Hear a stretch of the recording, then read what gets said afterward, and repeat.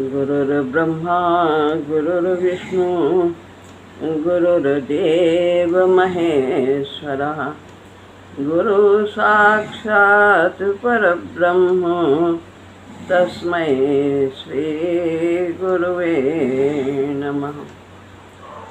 श्री राम।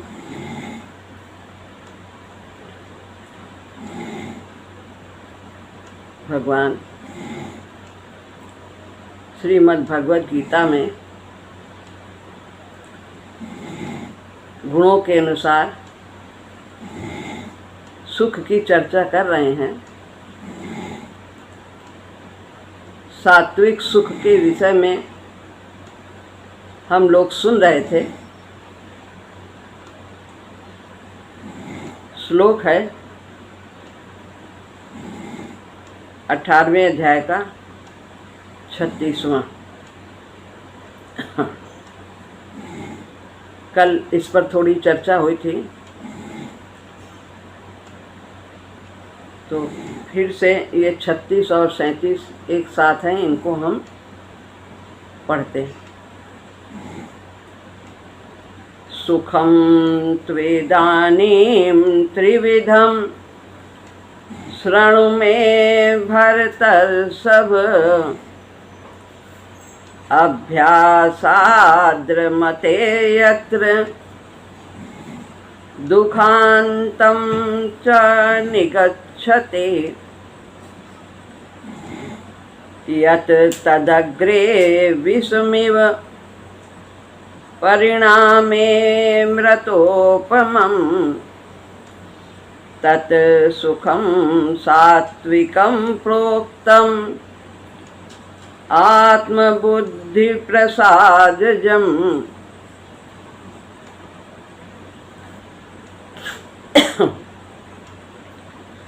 हे भरतवंशियों में श्रेष्ठ अर्जुन, अब 3 प्रकार के सुख को भी मुझसे सुनो, जिसमें अभ्यास से रमण होता है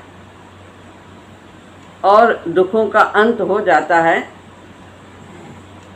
ऐसा वह परमात्म विषयक बुद्धि की प्रसन्नता से पैदा होने वाला जो सुख आसक्ति के कारण आरंभ में विष की तरह और परिणाम में अमृत की तरह होता है, वह सुख सात्विक कहा गया है। कल इस पर थोड़ी चर्चा हुई थी। यानी कि जो सुख बुद्धि परमात्म विषयक बुद्धि की प्रसन्नता से पैदा होता है, जो आरंभ में विष की तरह और परिणाम में अमृत की तरह होता है, तथा जिससे दुखों का अंत हो जाता है, वह सुख सात्विक कहा गया है। बुद्धि की प्रसन्नता से, बुद्धि कौन सी बुद्धि? जो परमात्म विषयक विषयों से जुड़ी है, भगवत संबंधी विषयों से, भगवान के चिंतन से, नाम के सुमिरन से, उनके गुण के कथन से, प्रभाव से, स्वभाव से, उनके रहस्य, इन सब बातों का जो अभ्यास करती है, जिससे प्रसन्नता पैदा होती है, इस अभ्यास के द्वारा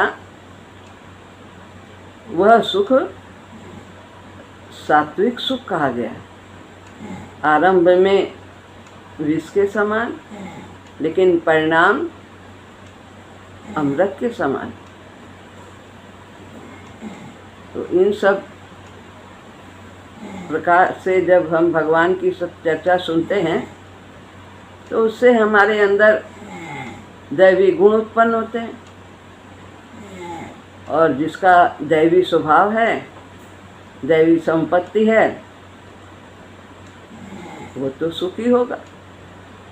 आसुरी संपत्ति दुख का कारण है, दैवी संपदा सुख देने वाली है, आनंद देने वाली। अच्छा आचरण होगा तो व्यक्ति सुखी रहेगा।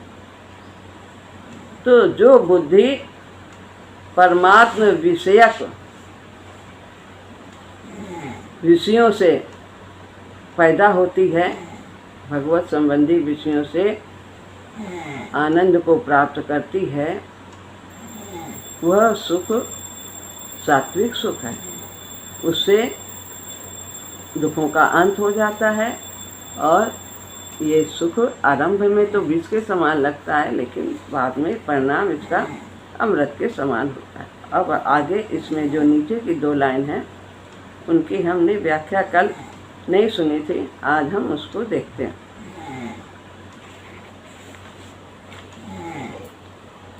यत तदग्रे विस्मय, जो नीचे की 2 लाइनें हैं उसको हम पढ़ते हैं, देखते हैं अर्थ उसका। यत और तत्, यत माने जो सुख, तत् वह, ये जो सुख है जो हम बुद्धि की प्रसन्नता से प्राप्त करते हैं परमात्मा विषयक तत्वों से, तो यह सुख इसका आरंभ में तो अनुभव होता नहीं। हमें अच्छा कार्य करना है तो जब अच्छे कार्य का परिणाम प्राप्त होगा तभी वो सुख हमें आनंद देगा, हम उसकी कल्पना करते हैं। लेकिन जो राजस है और तामस सुख है, राजस सुख जो इंद्रियों के द्वारा मिलता है उससे तुरंत ही हमें उसका सुख मिलने लगता है। तामस में भी हमें तुरंत से सुख मिलने लगता है। राजस में जैसे खाना खाया, बहुत बढ़िया सात्विक खाया, तुरंत उससे हमें सुख मिला, जबान को स्वाद मिला। और तामस भी आलस्य किया, निद्रा में पड़े रहे, लेटे रहे, वो भी उसका भी सुख तुरंत से ही मिलने लगता है। लेकिन जो सात्विक सुख है, अच्छे कार्यों का सुख है, उसमें तो पहले परिश्रम लगता है, त्याग करना पड़ता है, तो वह पहले से ही उसमें सुख नहीं मिलता है। वो जब उसका परिणाम होता है प्राप्त, तभी हमें वो सुख का अनुभव होता है, वो परोक्ष सुख होता है। और राजस और तामस ये प्रत्यक्ष तुरंत ही हमें सुख इससे प्राप्त होने लगता है। तो इस प्रकार इसलिए अनुभवजन्य राजस और तामस सुख का त्याग करने में कठिनता आती है। जो अब जिसका अनुभव है कि खाया कितना अच्छा लगा, सोए तो कितना अच्छा लगा, इस सुख का अनुभव हमें बहुत पहले से है।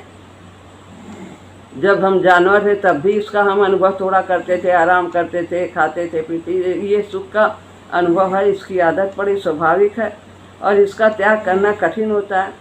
और जो सात्विक सुख है उनको तो कभी किया नहीं, जब जानवर थे तो भी नहीं प्राप्त किया, कोई ऐसा कार्य किया, और जब मनुष्य भी आए तो भी राजस और तामस में पड़े रहे, सात्विक कार्य नहीं किया तो उसका अनुभव नहीं रहता।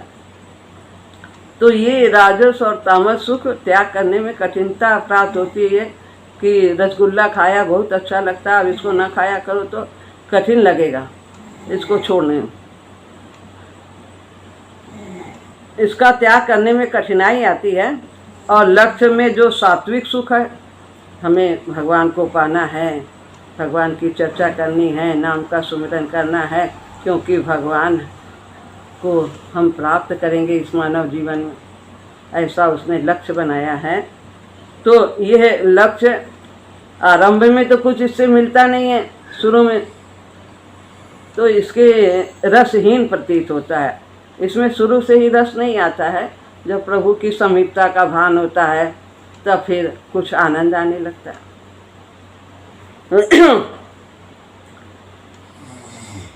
तो राजस और तामस सुख को अनेक योनियों में भोगते आए हैं और उसे इस जन्म में भी भोगा है। बहुत कुछ हमने खाया पिया, सोया, आराम किया, तो उस भोगे हुए सुख की स्मृति आने से राजस और तामस सुख में आसानी से मन लग जाता है, इसमें तो आसानी से मन लग जाता है। परंतु सात्विक सुख प्राप्त करने में मन जल्दी नहीं लगता। जैसे नया नया जब कोई बच्चा स्कूल जाता है तो उसको खेल कूद में बहुत पहले आनंद आता था, खेलता कूदता था जब पढ़ाई नहीं करता था। लेकिन जब पढ़ाई के लिए स्कूल में उसे बंद रहना पड़ा, कक्षा में बैठना पड़ा, तो उसे आरंभ में कठिनाई लगी, नहीं अच्छा लगा, विष के समान लगा। लेकिन जब थोड़ा सा पढ़ा, थोड़ा और पढ़ाई की, थोड़ा अच्छा लगने लगा, पढ़ाई में जब रस आने लगा, थोड़ा बड़ा होता है, तो फिर वो उसमें मन लगाने लगता है और फिर वो मन से बैठता है। इसी तरह सात्विक सुख में भी जो परमात्मा विषयक सुख से प्राप्त होता है वो आरंभ में विष के समान लगता है। अरे जाप में बैठो, सुबह उठ के बैठो, 4 बजे उठ के बैठो, कितना अच्छा नींद आती है, सुबह सुबह कितनी अच्छे से सोते थे। अब सत्संग में जाओ तो वहाँ पर बताते हैं चाचा जी कि इतने बजे जाप में बैठना है, ब्रह्म मुहूर्त में बैठना है। तो फिर बैठते थे, थोड़ा तकलीफ़ होती थी, राजस सुख तामस सुख का त्याग करके बैठना पड़ता, लेकिन फिर धीरे धीरे उसमें आनंद आने लगा। धूप में सत्संग जाओ, हो रहा है 2 बजे सत्संग जाना है, पहले कठिन लगता था, जेठ का महीना हो, गर्मी में हो तो भी जाना है, नागा नहीं करना है। लेकिन एसी से निकल के जाओ, कूलर से निकल के जाओ, अब धूप में जाओ तो तकलीफ़ होती थी। लेकिन बाद में जाए बिना फिर अच्छा नहीं लगता था, मन सोचता था कि कुछ बहुत बड़ी कमी रह गई, बहुत बड़ी कमी। तो इस तरह से आरंभ में ये विष की तरह लगता है, लेकिन बाद में परिणाम धीरे धीरे इसका अमृत के समान होने लगता है। जीवन में सुख शांति आने लगती है। जो सुख हम वस्तुओं में इंद्रियों के माध्यम से हम प्राप्त करते थे, उससे कहीं अधिक सुख इस सात्विक सुख में प्राप्त। परंतु वही बालक पढ़ता रहे और 1-2 परीक्षाओं में जब पास हो जाता है तो उसका पढ़ाई में मन लग जाता है। तब उसकी पढ़ाई अभ्यास से रुचि, उसमें अभ्यास में भी रुचि होती है और प्रियता होती है, बड़े मन से वो पढ़ाई करता है। इसी तरह साधना में आरंभ में कष्ट होता है सब अभ्यास करने में, लेकिन बाद में वो धीरे धीरे आनंद देने लगता है और वो आनंद स्थायी होने लगता है। ये तो राजस और तामस ये क्षणिक होते। कभी हमारा शरीर इस योग्य है तो वस्तु नहीं है, वस्तु है तो शरीर इस योग्य नहीं है। तो इसमें दोनों बातें होनी आवश्यक। लेकिन सात्विक सुख में वस्तु की कोई आवश्यकता ही नहीं, शरीर भी इतना हष्ट-पुष्ट ऐसा नहीं चाहिए कि उसके बिना हमारा भगवान की हमारी प्राप्ति नहीं हो सकती। कैसा भी हो, दुर्बल है, निर्बल है, अस्वस्थ है, कैसे भी हैं, निर्धन है, तो भी हम भगवान की प्राप्ति कर सकते हैं। वास्तव में जिस बुद्धि में सांसारिक मान बढ़ाई, आदर, धन संग्रह, विषय जन्य सुख आदि का महत्व नहीं होता है कि हमें यह प्राप्त करना है, धन प्राप्त करना है, मान मिलेगा, ऐसा काम करो, आदर मिलेगा, धन इकट्ठा होगा, इंद्रियों से सुख प्राप्त होगा, ये देखेंगे, ये खाएंगे, ये सुनेंगे, संगीत सुनेंगे, बहुत अच्छा अच्छा खाएंगे, बहुत नृत्य तमाशा देखेंगे तो सुख मिलेगा। ऐसा इसमें ये बुद्धि इन सब बातों को महत्व नहीं देती। जिस बुद्धि में सांसारिक मान बढ़ाई, आदर, धन संग्रह, ये सब विषय जन्य सुख आदि का महत्व नहीं रहता है, केवल परमात्मा विषयक विचार ही रहता है, भगवान का ही विचार रहता है। भगवान की सेवा है, भगवान का सुमिरन है, भगवान के लिए कार्य कर रहे हैं, भगवान की आज्ञा का पालन कर रहे हैं। सामने जो वस्तु है वो भगवान की है, जो व्यक्ति है उसमें परमात्मा का वास है, हमारा व्यवहार परमात्मा से हो रहा है, ऐसा जो सोचता है उस बुद्धि की प्रसन्नता, स्वच्छता से, ऐसी बुद्धि स्वच्छ होती है, निर्मल होती है। यह सात्विक सुख पैदा होता है। कैसा सुख दूसरे अध्याय में भी कहा है, राग द्वेष वियुक्तस्तु विषयानिन्द्रियश्चरन् आत्मवशैर्विधेयात्मा प्रसादमधिगच्छति। राग द्वेष से वियुक्त, जिसकी इंद्रियां विषयों में विचरण करती हैं, जिसकी आत्मा उसके वश में है, वो विधेय आत्मा कहा जाता है। आत्मा यानी मन, बुद्धि, इंद्रियां, शरीर, ये सब जिसके वश में हैं, जिस जीव के वश में हैं और राग द्वेष से रहित होकर के इंद्रियां विचरण करती हैं विषयों में। राग अच्छी चीज़ें जो स्वादिष्ट हैं, जो जिसमें मन लगता है, उससे राग नहीं है। और जो नहीं अच्छी लगती हैं, अच्छा रूप नहीं देखने को मिल रहा, अच्छा संगीत नहीं, अच्छा स्वाद नहीं मिल रहा, गंध नहीं, शरीर में आराम नहीं मिल रहा, सुख स्पर्श का नहीं मिल रहा, तो ऐसा वो नहीं हर चाहती हैं हर समय अनुकूलता वाली कि हमें ऐसा मिले, ऐसा ना मिले। जो भी प्राप्त है, जैसी हैसियत है, वो सहज स्वीकार करते हैं। तो राग द्वेष युक्तस्तु विषयान इंद्रिय शरण आत्मवशैर विधेय आत्मा प्रसाद मधिगच्छति। प्रसन्नता को वह बुद्धि प्राप्त करती है, यानी आनंद को वो प्राप्त करती है। तो यहाँ पर बताया है जो इन सब चीज़ों को, सांसारिक विषयों को महत्व नहीं देता है, उसकी बुद्धि परमात्मा विषयक सुख से ही आनंदित होती है। उन सब चीज़ों के चर्चा करने से, सुनने से ही वो आनंदित होती है। यही लिखा है आत्मबुद्धि प्रसाद जम, यानी इसका यही तात्पर्य है।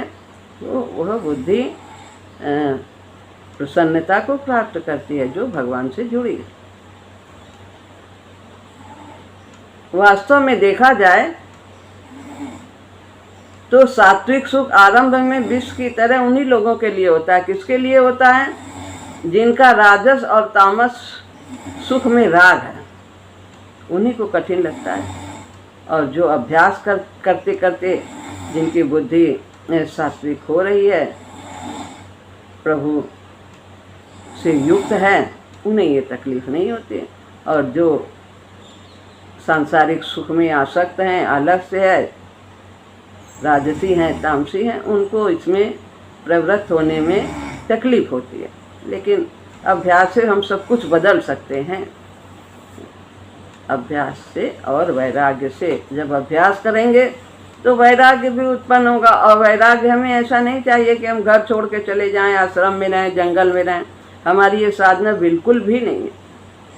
हमें तो घर गृहस्थी में रहते हुए, भगवान की सेवा करते हुए, अपने कर्तव्यों को करते हुए, अनुकूलता आए या प्रतिकूलता आए, उसमें रहते हुए भगवान की प्राप्ति करनी। यही हमारा अपना नहीं मानना है, कुछ सब कुछ भगवान का मानना है। जो कुछ भी है, भागने की ज़रूरत नहीं है, कहीं भी जाने की ज़रूरत नहीं। प्राप्त भोगों के पीछे न भागना है, न उनके समुचित उपयोग से डरना है। समुचित उपयोग करो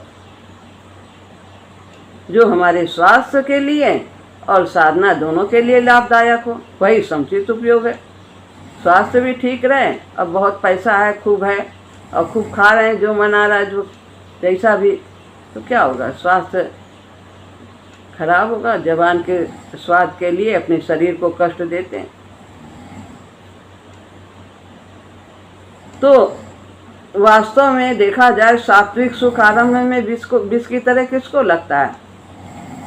जिन्हें राजसी और तामसी सुख पसंद है, उनसे आसक्ति है। परंतु जिनको सांसारिक भोगों से स्वाभाविक वैराग है, जो मिला ठीक है, जो हमारे लिए है वही पर्याप्त है। हम अपने उद्देश्य को सामने रखें। सांसारिक सुख भोगने के लिए संसार में नहीं आए। अनित्यम असुखम लोकम इमं प्राप्य भजस्व माम। भगवान कहते हैं संसार अनित्य है, असुखम है। यहाँ पे सुख की कल्पना करना अज्ञानता है। सुख के लिए नहीं आए। तो किस लिए आए हैं? भगवान का भजन करने। ये इमं प्राप्य भजस्व माम, ये शरीर जो मिला है वो भजन करने के लिए मिला है। नर तन कर फल विषय न भाई, और स्वर्गौ स्वल्प अंत दुखदायी। स्वर्ग का भी सुख मिल जाए फिर भी वो अंत में दुख देने वाला है। मनुष्य शरीर प्राप्त करके यदि हम ये विषय रूपी सुख, इनसे हम सुखी होना चाहते हैं, तो स्वर्ग का भी सुख मिल जाए तो भी दुखदाई है। क्यों दुखदाई है? क्योंकि वहाँ भी राग द्वेष है, वहाँ भी एक दूसरे से बड़ा अपने को कोई देखता है, वहाँ भी एक दूसरे से जलन करते हैं, ईर्ष्या करते हैं। जो अपने से छोटा है उसका अपमान करते हैं, बड़े को देख करके ईर्ष्या होती है, और समान कोई है तो उससे देखकर भी उनको द्वेष होता है, मेरे बराबर कैसे हो गया। और फिर जब वहाँ हमारे पुण्यों का नाश हो जाता है, खत्म हो जाते हैं, तो फिर हमें मृत्यु लोक में आना पड़ता है। फिर ये सांसारिक कृत्यों को करते हुए हम भगवान की प्राप्ति करना चाहें तो कर सकते हैं, नहीं तो इसी तरह आना जाना रहे। तो स्वर्गो स्वल्प अंत दुखदायी, वो भी अंत जन्म मरण का कारण हो जाता है।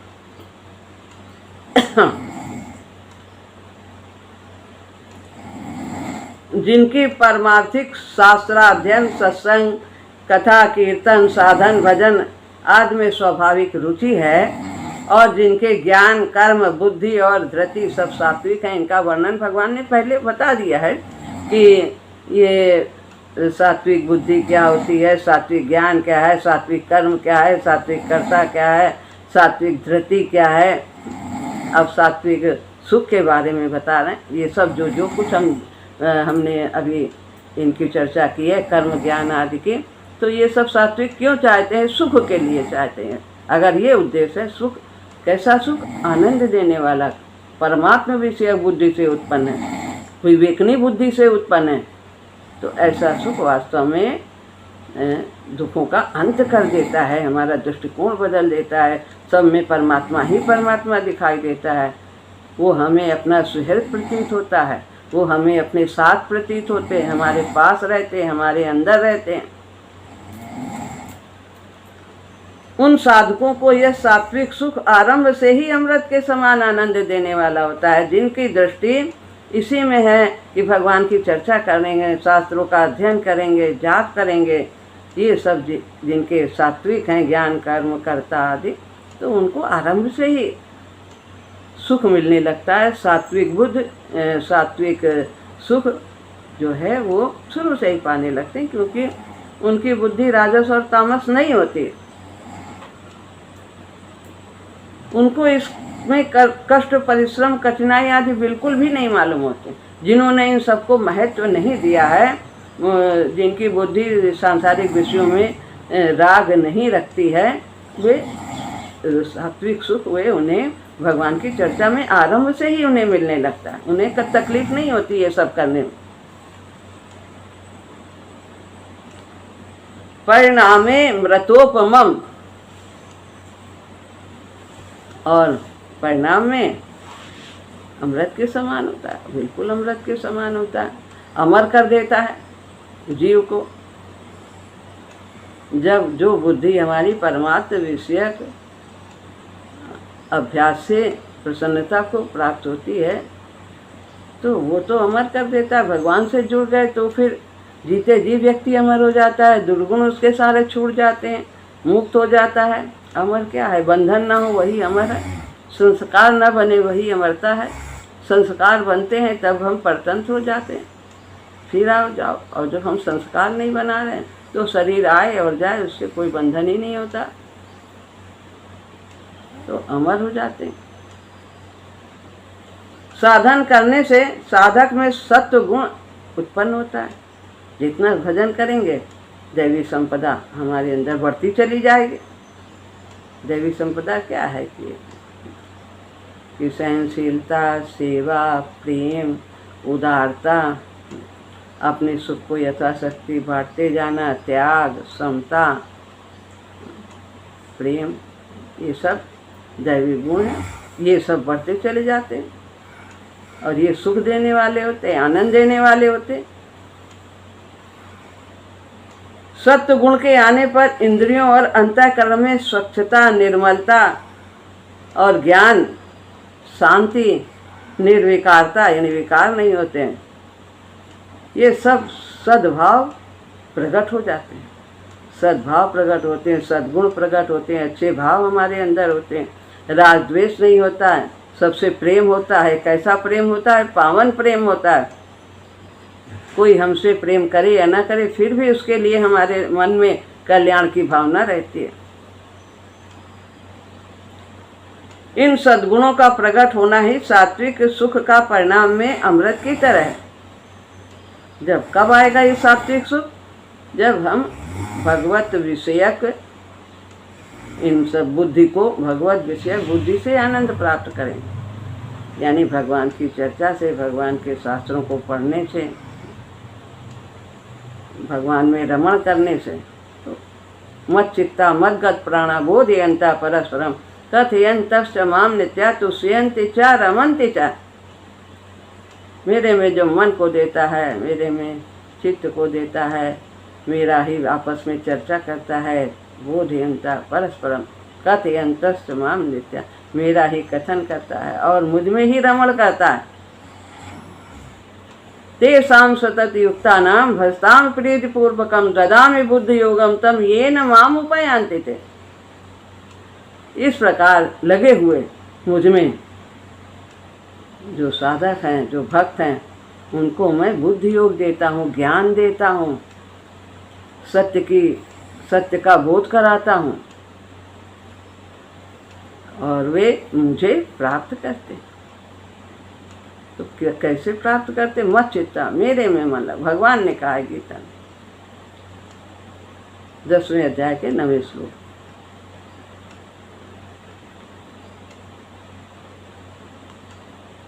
तो परिणाम में सात्विक सुख राजस और तामस सुख से ऊंचा उठाकर जड़ता से संबंध विच्छेद करा देता है। हमारा संबंध जो संसार से जोड़ा हुआ है जीव ने, यदि हम इस प्रकार सात्विक सुख का अनुभव करते हैं, भगवान संबंधी विषयों पर अपने मन को लगाते हैं, बुद्धि को लगाते हैं, तो जो हमारा मन से माना हुआ संबंध शरीर से है, संसार से है कि मैं यही हूँ, ये मेरा है, ये संबंध जो जड़ पदार्थ हैं सब, इनसे जो संबंध हमने माना है वो संबंध विच्छेद हो जाता है। फिर हमारा संबंध जिससे वास्तव में हमारा संबंध है, वो संबंध का हमें भान होता है।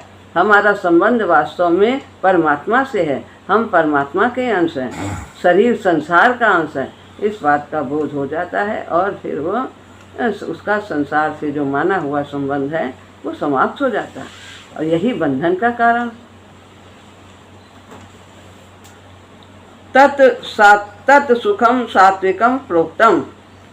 सत्संग, स्वाध्याय, संकीर्तन, जप, ध्यान, चिंतन आदि से जो सुख मिलता है वो मान बढ़ाई, आराम, रुपये, भोग आदि विषयेंद्रिय से संबंध नहीं है उससे उसका। और प्रमाद, आलस्य, निद्रा का भी नहीं है, वो तो परमात्मा के संबंध से है। ये जो है हमारा, इनसे हम सुखी नहीं होते कि मान बढ़ाई मिल गई और सब धन संग्रह हो गया तो उससे जो सुख मिला वो सात्विक सुख, उससे तुलना नहीं की जा सकती। और न तामस सुख से उसकी तुलना की जा सकती है कि सो लिए, आराम कर लिए, काम नहीं किए, पड़े रहे, तो ये सबसे उसकी तुलना। ये तो परमात्मा विषयक सुख होता है, भगवत संबंध से भगवान से संबंध रखता है। तो ये सुख तो महान है, आनंद देने अनंत है ये सुख, वो तो परमात्मा के संबंध का है, इसलिए वो सुख सात्विक कहा जाता है। जो संसार से संबंध रखता है, शरीर से संबंध रखता है, वो राजस और तामस है, और जो भगवान से संबंध रखता है वह सुख मिलता है, वह सुख सात्विक सुख है। और इससे यहाँ उससे दुखों का नाश करने वाला बताया है। इसका तात्पर्य है कि सात्विक सुख में रमण करने से वो बांधने वाला हो जाता है। यदि हम इसमें रमण करते हैं एक बात कि हम बड़े सुखी हैं क्योंकि हम इससे अच्छा कार्य करते हैं, इसलिए हम सुखी, हम किसी को कष्ट नहीं देते, हम अनुभव करते हैं कि हम अच्छा कार्य करते हैं, हमारे अंदर सात्विक गुण है, ये भी नहीं सोचना चाहिए। ये परमात्मा का गुण है, उनके हम अंश हैं, वो हमारे अंशी हैं।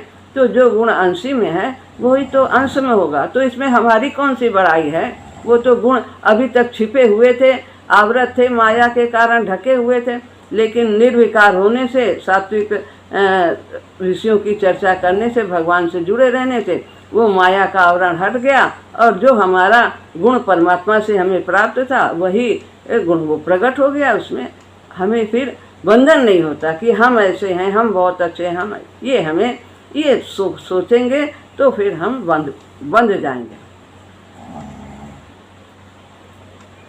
तो ये सुख अर्थात वो फिर गुणातीत नहीं हो सकता, और गुणातीत ही भगवान को पाता है। जो गुणों को अपना ना माने उसे गुणातीत कहते हैं। जो भी अच्छे कार्य हम कर रहे हैं, जो हमारे अंदर अच्छे गुण हैं, वो हमारे नहीं है, वो भगवान के हैं। बस इसी के द्वारा फिर हम बंधन में नहीं बंधेंगे। अगर हम रमण ना करें इसमें अपने गुणों में, तो यह दुखों का नाश करने वाला हो जाता है, फिर हमारा कोई बंधन ही नहीं बनता।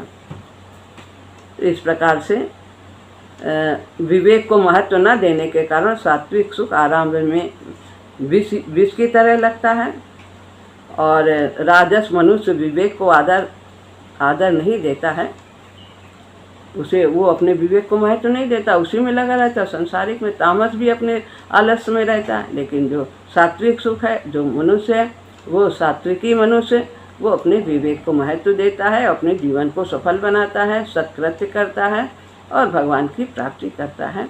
इस प्रकार भगवान ने आज सात्विक सुख की चर्चा बड़ी ही सुंदर ढंग से की है। बहुत ही अच्छी बातें उन्होंने बताई हैं हम सबको, और हमें अपने विवेक को महत्व देना चाहिए। और विवेक कैसे जागृत होगा? सत्संग सुन करके ही विवेक जागृत होगा, भगवत चर्चा सुन करके ही विवेक जागृत। श्री राम राम।